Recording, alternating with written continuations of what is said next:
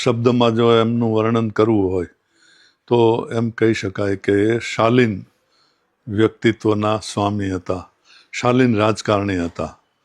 એમને તમે જુઓ તો પગથી માથા સુધી એમની જે પરિધાન કરવાની પદ્ધતિ હતી, ડ્રેસિંગ સેન્સ, એ મેં બીજા કોઈ રાજકારણીઓમાં ઓછી જોઈ છે.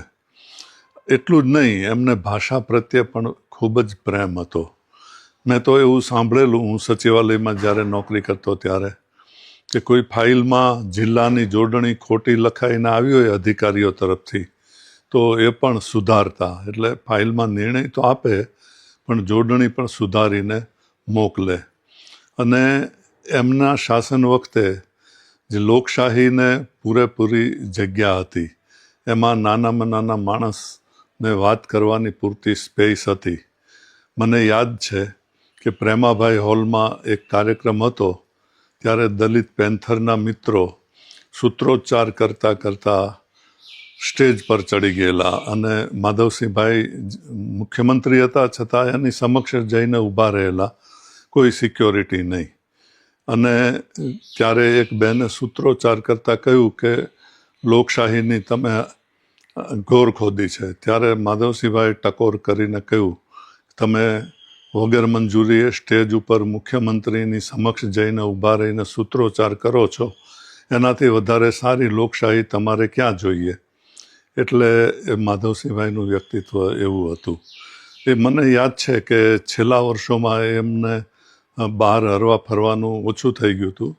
ત્યારે એકવાર મોહનભાઈ, ચીનુ મોદી સાહેબ, રાજેન્દ્ર શુક્લ સાહેબ મારી પાણી પુરવઠાની ઓફિસે આવ્યા હતા અને મને કહે કે આજે માધવસિંહભાઈનો જન્મદિવસ છે તો ચાલો આપણે એમને અભિનંદન આપતા આવીએ, શુભેચ્છાઓ આપતા આવીએ. તો હું પણ એમની સાથે ગયેલો અને કવિઓને જોઈને એટલા બધા રાજી થયા હતા.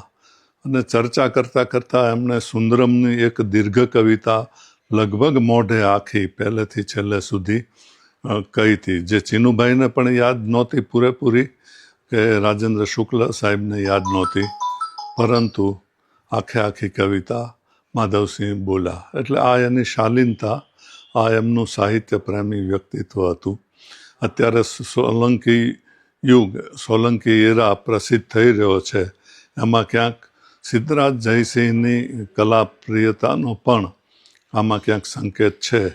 અને એ રીતે એમને માધવસિંહભાઈ સાથે જોડવાનો પ્રયત્ન કર્યો છે.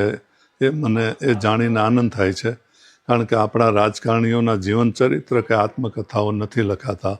આ એમને એક સ્મૃતિ ગ્રંથ જેવું તૈયાર થઈ રહ્યું છે. એમાંથી વીતેલા ઇતિહાસની આપણને ઘણી નવી નવી બાબતો જોવા મળશે. આ સમગ્ર પ્રકલ્પને હું શુભેચ્છા આપું છું.